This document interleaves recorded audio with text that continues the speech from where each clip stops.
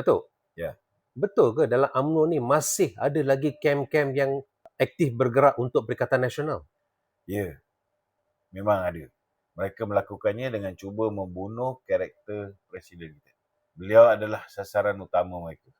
Mereka mendakwa diri mereka ni ahli UMNO. Konon je lah. Sebahagian daripada penyangak ni malah berpura-pura menjadi penyokong Datuk Seri Najib. Mereka juga mempunyai pasukan cyber trooper. Tugas mereka ialah menyerang UMNO, menyerang Datuk Seri Zahid dan kepimpinan UMNO setiap hari.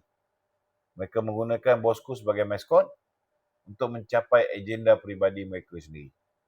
Percayalah, bila saya katakan bahawa sebahagian daripada mereka ni sebenarnya lebih rela melihat bosku terus mereput dalam penjara. Itu sebab apa yang mereka buat, orang nampak dia macam nak tolong bosku. Tetapi hakikat dia, mereka ni menyebabkan bosku lagi lama duduk dalam penjara. Tapi di luar, mereka berpura-pura menjadi lebih Najib daripada Najib sendiri. Mereka perlekeh UMNO dengan gelaran AMDAP lah, AMDAP mantap lah. Dan dia panggil Presiden UMNO ni bodoh. Siapa yang tergamak buat sedemikian? Ini langsung tak kedengaran seperti orang yang sayang pada UMNO.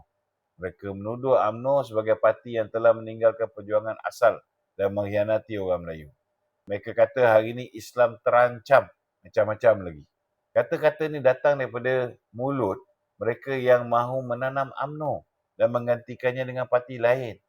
Macam Mahathir lah. Dia cuba menggantikan UMNO dengan Bersatu.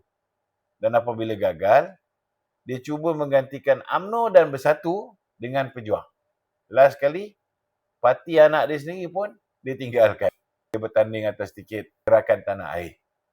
Para pejuang cyber dan juga bekas-bekas pemimpin UMNO ni sudah tidak relevan dan sudah jadi baru PN sekarang. Mereka ni benci UMNO dan bukan sayang UMNO.